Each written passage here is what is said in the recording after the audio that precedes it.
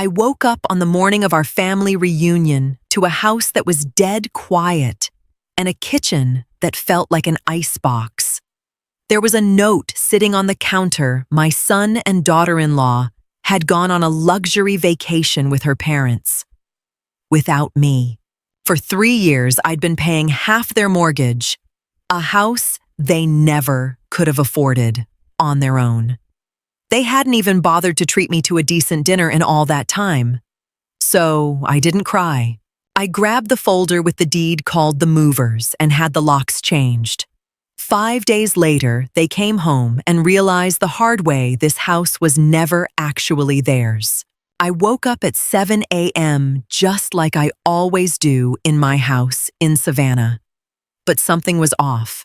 No footsteps in the hallway, no bickering over the bathroom between my son Caleb and his wife Brooke.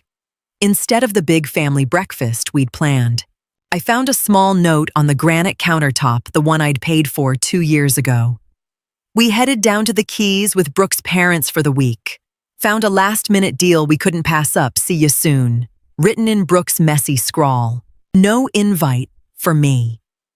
No thank you. For the fact that I'd been covering half their mortgage for 3 years just so they could live in this upscale neighborhood. I looked at the empty coffee pot. For months, Brooke had treated me like a pesky tenant in my own home, someone only good for doing the laundry and footing the bills. Just last night, they acted like we were having a big cookout today, while I was sleeping. They'd packed their bags and snuck out like thieves in the night. I didn't feel like crying. I just felt a strange, cold clarity. I was 68 years old. I'd lost my husband young and I'd worked hard my entire life. I wasn't put on this earth to be a human ATM and a maid for 2 ungrateful adults. I sat at the table and drank a glass of water. They say blood is thicker than water, but blood doesn't pay the bills. And it certainly doesn't show respect. My eyes drifted to the folder on the shelf. The paperwork was clear. I owned 60% of this house, and the contract gave me sole rights to the ground floor and the backyard. Caleb and Brooke were living upstairs, purely out of the goodness of my heart. I picked up my phone, but I didn't call my son. I called a local junk removal and moving service. It was time to reassess how much space was being used in this house. By 9 a.m., I was sitting on the back porch, watching the neighborhood wake up. Everything looked so peaceful, but a precise plan was clicking into place in my mind.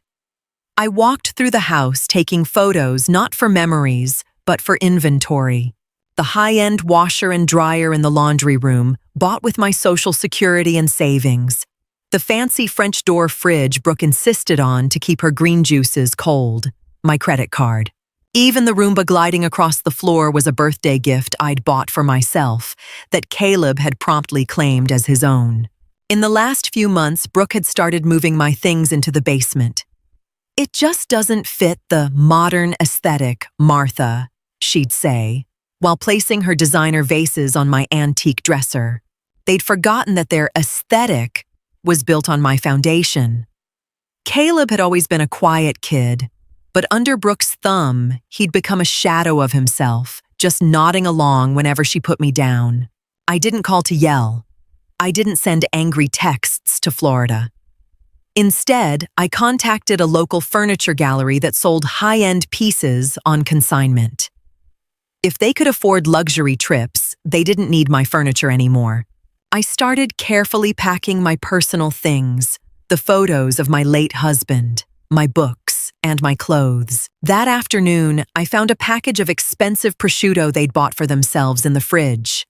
I took it out and made myself a sandwich. It was the first time in a long time that I didn't feel like an intruder in that kitchen. I'd given them an inch and they'd taken a mile, all while whining and dining her parents on vacation. I pulled out my spare key to the upstairs. It was time to see exactly how much of my generosity was being taken for granted up there. The upstairs was a disaster.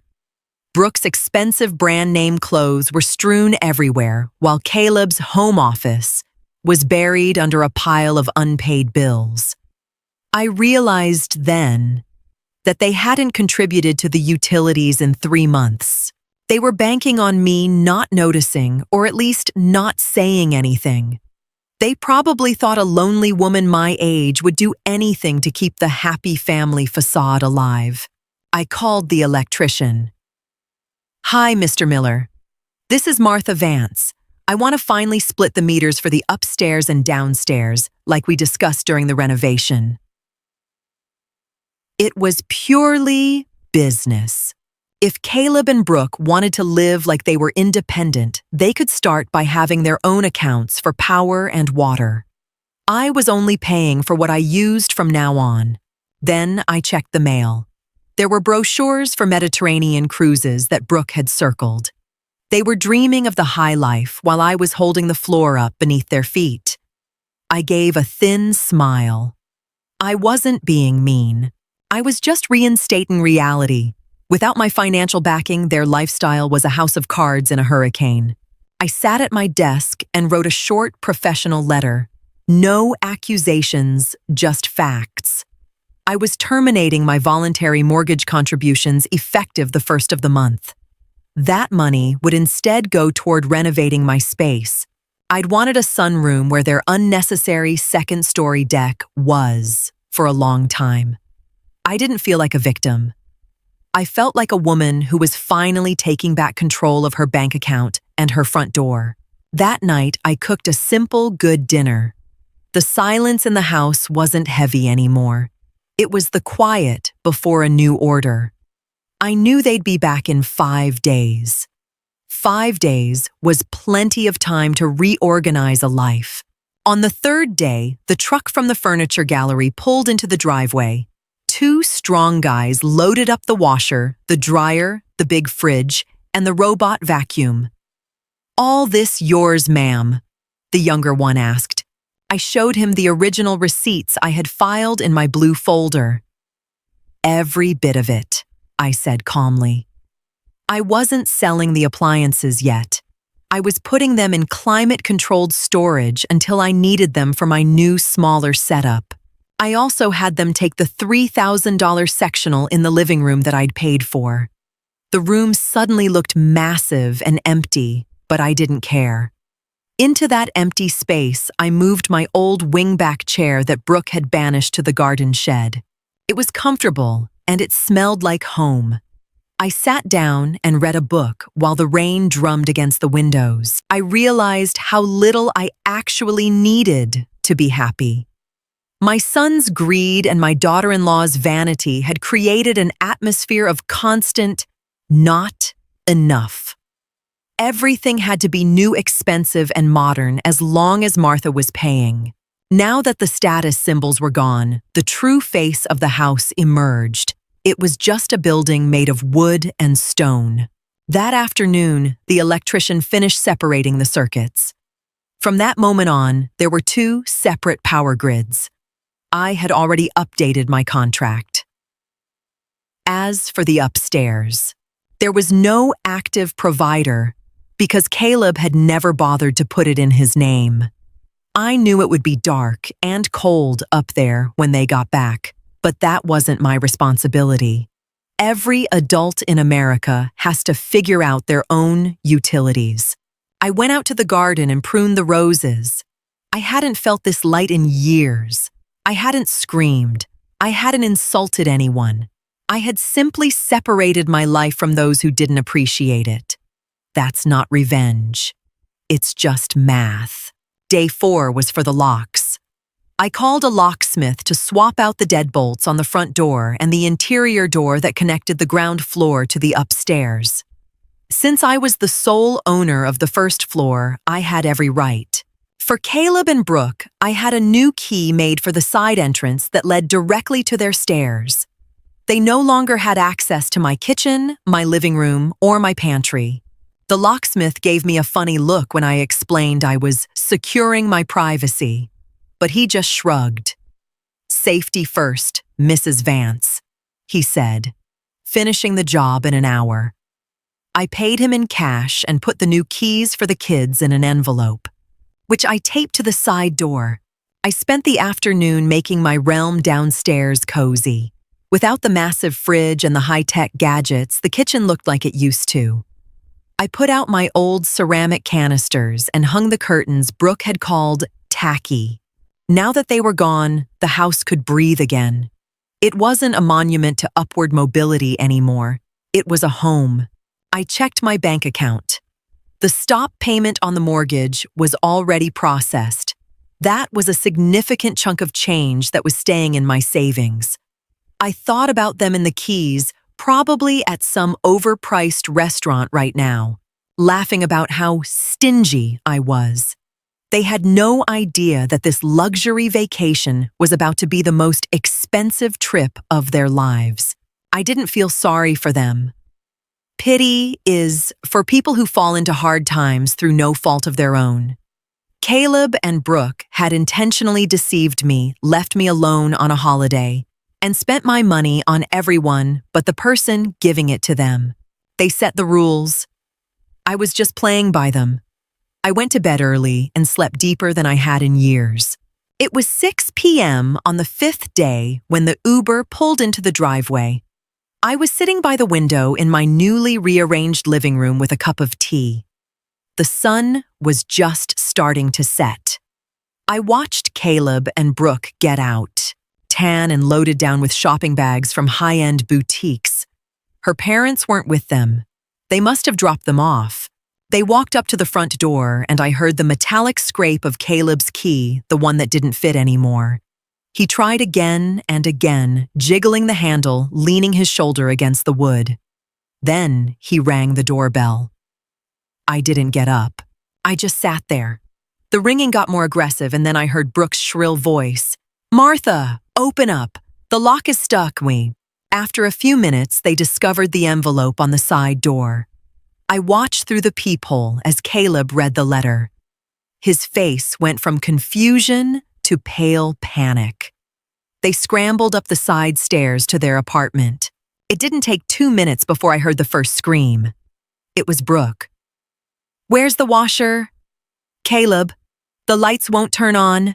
I heard them running around upstairs, doors slamming. Then they pounded down the internal stairs to the door that connected our units. Caleb rattled the knob like a madman, but the new deadbolt held firm. "Mom, what is this?" "Open this door," he yelled. He sounded like a little boy who wasn't getting his way, not a 35-year-old man. I walked up to the door, but didn't open it. "Good evening, Caleb. Welcome back," I said, my voice steady. "Your things are upstairs. My floor is private as of today. Since you decided to plan your life without me, I decided to manage my house without you." "You've lost your mind," Brooke shrieked in the background. "Where is our stuff? We're starving. Open this door right now." "The appliances belong to me, Brooke," I replied through the wood. "I've put them in storage. Since you had enough money for a luxury Florida getaway, I'm sure you'll have no problem buying your own. And as for food, the Kroger down the street is still open for another hour."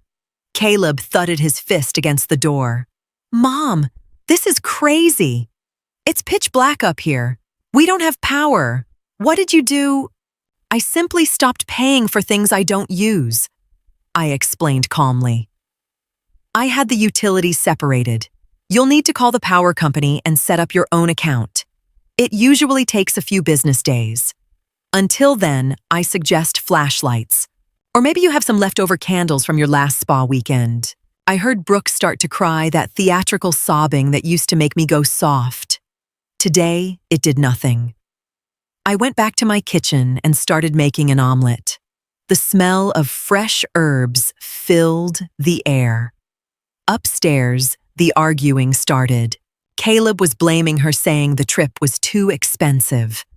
She was screaming back that it was his job to keep his crazy mother under control. It was fascinating to see how fast the happy vacationer facade crumbled when the AC was off and the Wi-Fi was gone. Without the internet, Caleb was totally lost. He probably didn't even know where the fuse box for his new circuit was. But that wasn't my problem. I'd carried them for 3 years. The ride was over. By 9 p.m., it got quieter upstairs. I looked out the window and saw Caleb heading to the car with a small flashlight. They were probably grabbing blankets from the trunk. The house was officially divided. My side was warm, bright, and peaceful. Their side was a dark cave full of expensive, useless clothes. The next morning, a tapping on my kitchen window woke me up. It was Caleb. He looked terrible. His hair was a mess, and he was shivering in the morning air. I cracked the window just an inch. "Yes, Caleb." "Mom, please," he said quietly. "Brooke is threatening to move back in with her parents. We can't live like this. There's no hot water. Can you at least give us the washer back and the mortgage?" The bank called. The payment didn't go through. "That's right," I said. "I stopped the transfer. I'm not willing to finance a house where I'm treated like a burden. If Brooke wants to move back to her parents' place, she should. Maybe they have room for all her designer bags." "How can you be so cold?" he asked, tears welling up. "We're family." I looked him dead in the eye. "Family is a two-way street, Caleb. You guys have been driving the wrong way for 3 years. You flew off without a word while I was inside preparing a feast for a celebration that never happened. You threw my furniture in the shed and ignored me. This isn't being cold. This is the consequence of your own choices." I closed the window and pulled the curtains. Later that day, I saw a U-Haul. But it wasn't for my furniture. Brooke was actually packing. Her dad had come to pick her up. He gave me a hateful look through the window, but I just gave him a polite nod. He'd enjoyed the vacation I'd indirectly paid for. Now he could enjoy having his daughter back on his payroll. Caleb stayed behind. He sat on the steps of the side entrance, staring out at the yard. For the first time in his life, he looked like an adult who realized that life isn't free. I went out and handed him a post-it note with the utility company's number. "If you call today, you might have power by Wednesday," I said, matter-of-factly. The days turned into weeks. The house was quiet, but a different kind of quiet than before. Caleb lived alone upstairs. Without Brooke's constant prodding, he seemed lost. He had to handle his own housework now. I saw him at the local laundromat, looking baffled by the machines. He tried a few times to invite me to dinner in my kitchen, of course, but I turned him down every time. "We can talk when you have a plan on how you're going to pay your share of this house alone," I told him one afternoon in the garden. "I am not stepping in again." He finally confessed that they were drowning in debt. The trips, the clothes, the car, it was all on credit, bought with the assumption that my inheritance, or my monthly checks, would plug the hole. Without my $2,000 a month. Their entire financial system collapsed. It was the classic story of people trying to be someone they couldn't afford to be. I didn't feel any triumph. It was more like a sad confirmation of what I'd suspected. I suggested we sell the house. "I want my 60% share paid out," I said. "I'm going to buy a nice little condo downtown near my friends and the theater. You can take your remaining share and start over humbly." He cried for real, then realizing the big house, the symbol of his fake success, was gone. But he didn't fight me. He knew I had the documents and the proof of every payment. In a courtroom, he wouldn't have stood a chance. And I think he didn't want to burn the last bridge of our relationship. I didn't help him pack. I didn't cook for him. I stayed in my space and enjoyed my freedom. I started looking at Zillow listings for condos. For the first time since my husband died, I was planning a future where I was the main character. 4 months later, the for sale sign was gone. The house had been sold to a young family with 2 toddlers who were clearly over the moon to be there. Caleb had rented a small 1-bedroom apartment on the edge of town. He was working full-time at a logistics company, hard work, but he was bringing home his own paycheck. Brooke was gone for good. The reality of a man without my financial support wasn't what she'd signed up for. I stood in my empty living room waiting for the movers to take me to my new life. My 60% from the sale was a small fortune enough to ensure a very comfortable retirement. I had no debt, no obligations, and, most importantly, no people around me who mistook my kindness for weakness. Caleb came by to say goodbye. He looked thinner, but his eyes were clearer. "Thanks, Mom," he said softly, "for waking me up.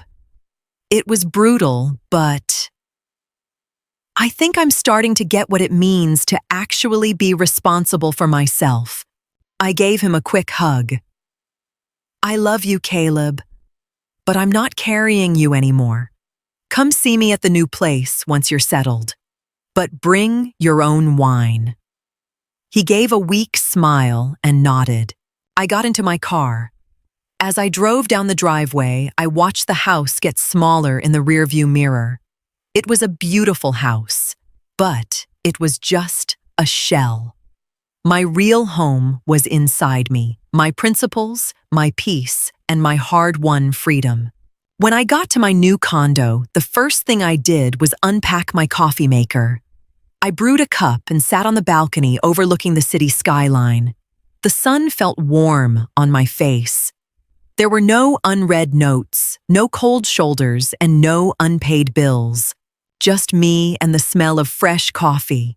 Some people don't notice the ground you provide until it's pulled out from under them. They only understand your value when they're falling. I didn't seek revenge. I just stopped paying for the life they used to look down on me.